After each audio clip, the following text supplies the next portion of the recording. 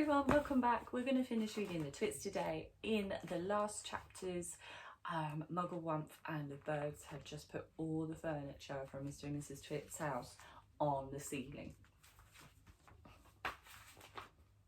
The ravens swoop over.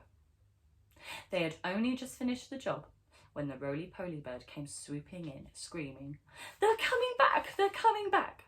Quickly, the birds flew back onto the roof of the house.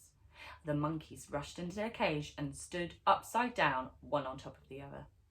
A moment later, Mr. and Mrs. Twit came marching into the garden, each carrying a fearsome-looking gun.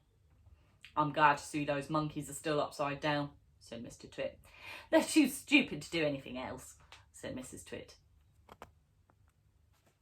"Hey, look at all those cheeky birds still up there on the roof. Let's go inside and load our lovely new guns, and it'll be bang, bang, bang and bird pie for supper." Just as Mr. and Mrs. Twit were about to enter the house, two black ravens swooped low over their heads.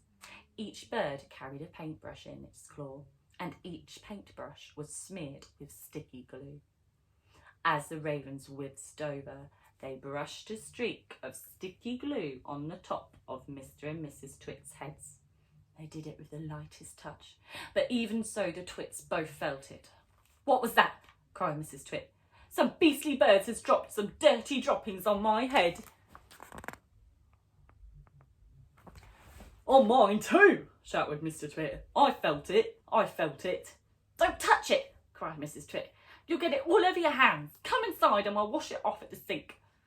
"The filthy, dirty brutes," yelled Mr. Twit. "I'll bet they did it on purpose. Just wait till I've loaded up my gun." Mrs. Twit got the key from under the doormat where Mugglewump had carefully replaced it, and into the house they went. The Twits are turned upside down. "What's this?" gasped Mr. Twit as they entered the living room. "What's happened?" screamed Mrs. Twit. They stood in the middle of the room, looking up. All the furniture, the big table, the chairs, the sofa, the lamps, the little side tables, the cabinet with the bottles of the beer in it, the ornaments, the electric fire, the carpet, everything was stuck upside down to the ceiling. The pictures were upside down on the walls, and the floor they were standing on was absolutely bare. What's more, it had been painted white to look like the ceiling. "Look!" screamed Mrs. Twit. "That's the floor! The floor's up there! This is the ceiling! We are standing on the ceiling!" "We're upside down!" gasped Mr. Twit. "We must be upside down! We're standing on the ceiling looking down at the floor!" "Oh, help!" screamed Mrs. Twit. "Help, help, help! I'm beginning to feel giddy." So am I, Mr. Twit said. "I don't like this one little bit." "We're upside down and all the blood's going to my head," screamed Mrs. Twit. "If we don't do something quickly, I should die. I know I will." "I've got it," cried Mr. Twit. "I know what we'll do. We'll stand on our heads. Then anyway, we'll be the right way up." So they stood on their heads. And of course, the moment the tops of their heads touched the floor, the sticky glue that the ravens had brushed on a few moments before did its job. They were stuck. They were pinned down, cemented, glued, fixed to the floorboards. Through a crack in the door, the monkeys watched. They'd jumped right out of their cage the moment the Twits had gone inside. And the roly-poly bird watched. And all the other birds flew in and out to catch a glimpse of this extraordinary sight. The monkeys' escape. That evening, Mugglewump and his family went to the big wood on top of a hill, and in the tallest tree of all they built a marvellous tree house. All the birds, especially the big ones, the crows and the rooks and the magpies, made their nests around the tree house so that nobody could see it from the ground. "You can't stay up here forever, you know," said the roly-poly bird. "Why not?" asked Mugglewump. "It's a lovely place. Just you wait till the winter comes," the roly-poly bird said.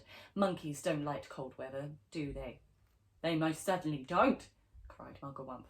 "Are the winters so very cold over here?" "It's all snow and ice," said the roly-poly bird.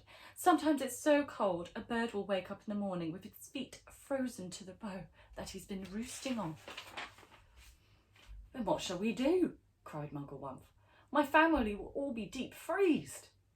No, they won't, said the roly-poly bird, because when the first leaves start falling from the trees in autumn, you can all fly home to Africa with me. Don't be ridiculous, Muggle-Wump said. Monkeys can't fly. You can sit on my back, said the roly-poly bird. I shall take you one at a time. You will travel by roly-poly superjet and it won't cost you a penny.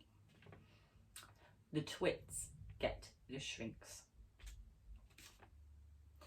And down here in the horrid house, Mr. and Mrs. Twit are still stuck upside down to the floor of the living room. It's all your fault, yelled Mr. Twit, thrashing his legs in the air.